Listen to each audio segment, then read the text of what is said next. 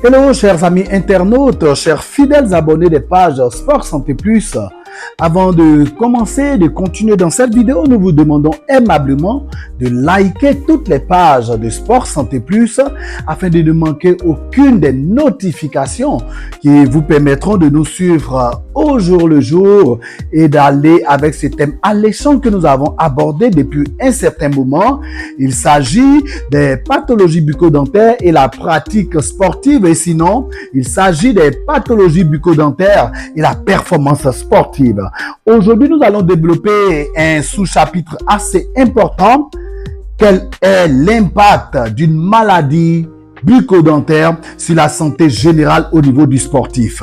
Invitez un ami, faites un maximum de partage de ces vidéos car nous allons apprendre beaucoup de choses et nous allons aller encore en profondeur.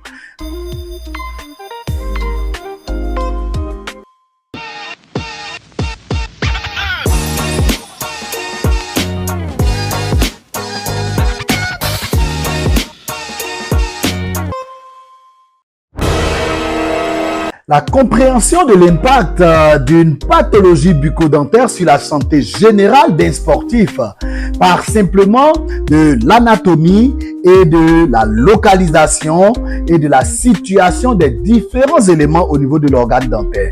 Comme nous l'avons vu, la dent est constituée d'une partie qui est visible dans la cavité buccale qu'on appelle la couronne, mais l'élément le plus important qui va être à la base de l'influence sur la santé générale des pathologie bucco-dentaire, c'est la racine qui n'est pas visible, qui est la racine qui est recouverte, comme nous l'avons décrite, par ce qu'on appelle la gencive.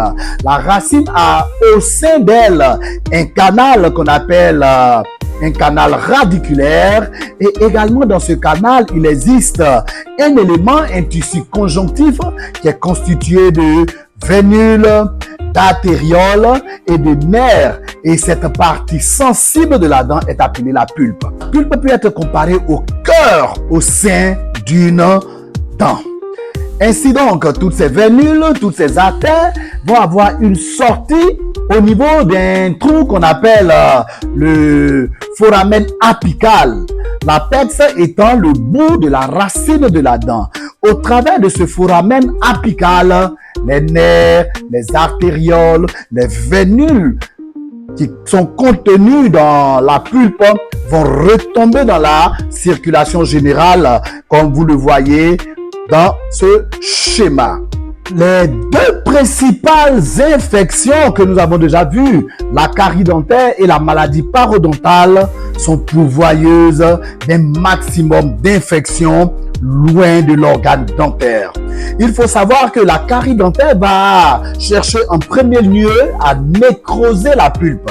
Une fois que la pulpe est nécrosée, malheureusement, ce reste de filet nerveux va rester au sein de la chambre pulpaire et va constituer une source d'infection qui va diffuser jusqu'à l'apex radiculaire et on va obtenir ce qu'on appelle une infection périapicale. Cette infection périapicale va être aussi également appelée un kyste périapical qui va malheureusement être une accumulation d'un ensemble de microbes et de tissus conjonctifs dégradés qui vont s'attacher à la racine de la dent et constituer également une petite poche inflammatoire multimicrobien et potentiellement dangereux pour tout l'organisme. De même, au travers de la maladie parodontale, comme nous l'avons vu, les infections et sinon les bactéries gram négatifs et gram positifs passant le long de la racine vont également atteindre l'espace périapical et constituer le même kyste à rétro. C'est à partir de ce foyer infectieux, kyste ou infection périapicale que va partir ce qu'on va appeler l'ensemble des infections de tous les autres organes qui sont situés loin de la dent. Et ces différentes infections de tous les autres organes loin de la dent sont appelées les infections focales. Une infection focale est une infection secondaire qui peut provenir d'une situation ou d'un foyer infectieux primaire qui est parfois et le très souvent très éloigné de la situation et de l'organe qui est infecté au second degré.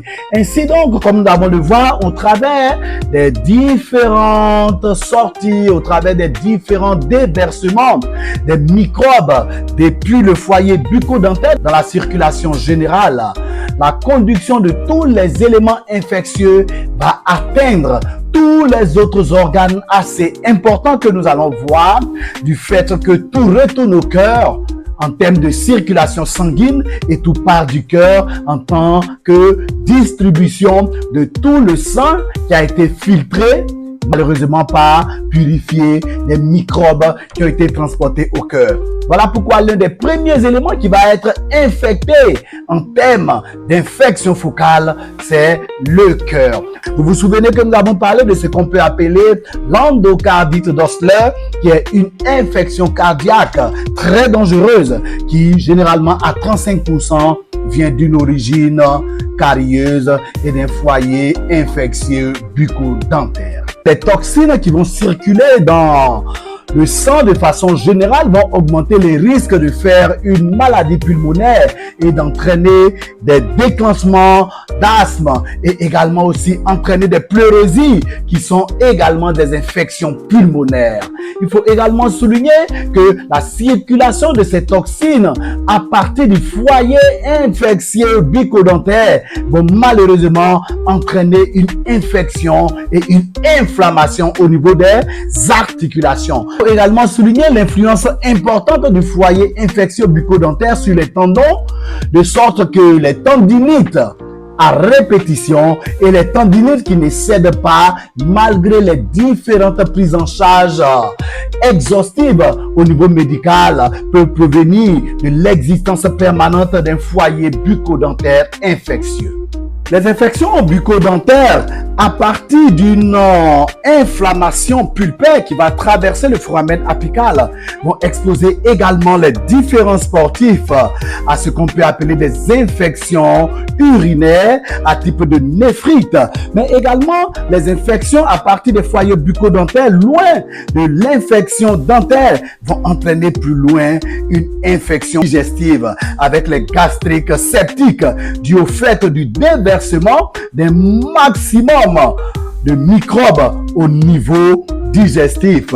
Cela va être également aussi un élément d'exacerbation de certains ulcères gastro-duodénaux du fait du déversement des toxines à partir d'un foyer infectieux bucco-dentaire. Les atteintes ophtalmiques en termes de conjonctivite et d'irisis ne sont pas en reste de tous ces éléments toxiques qui sont déversés dans le sang à partir d'un foyer bucco-dentaire.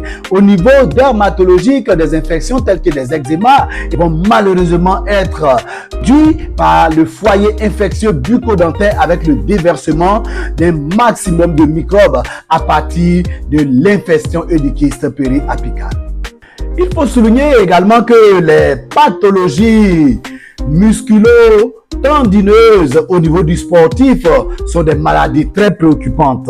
Et lorsque ces douleurs musculaires et ces douleurs tendineuses sont installées au niveau d'un sportif, les foyers infectieux bucco-dentaires vont venir exacerber ces pathologies et se comporter comme des épines irritatives qui vont enclencher, augmenter et exacerber les douleurs musculaires et tendineuses au niveau de ce sportif. Il faut souligner que la théorie de l'allergie est à privilégier dans ces cas de situations difficiles au niveau musculaire et tendineuse à partir d'un foyer infectieux bucco-dentaire. Voilà, chers amis internautes, chers membres fidèles abonnés des pages Sport Santé Plus, nous voici au thème de ce chapitre sur l'impact des pathologies bucco-dentaires sur la santé générale. Nous avons eu plaisir de conduire ce moment. Nous vous demandons une fois encore de plus de liker cette vidéo, d'en faire un maximum de partage et de diffuser dans tous vos groupes ce message important de l'influence d'une pathologie bucco-dentaire négligée sur la santé générale du sportif et de la personne humaine. Nous vous disons merci et surtout à très bientôt. Bye bye.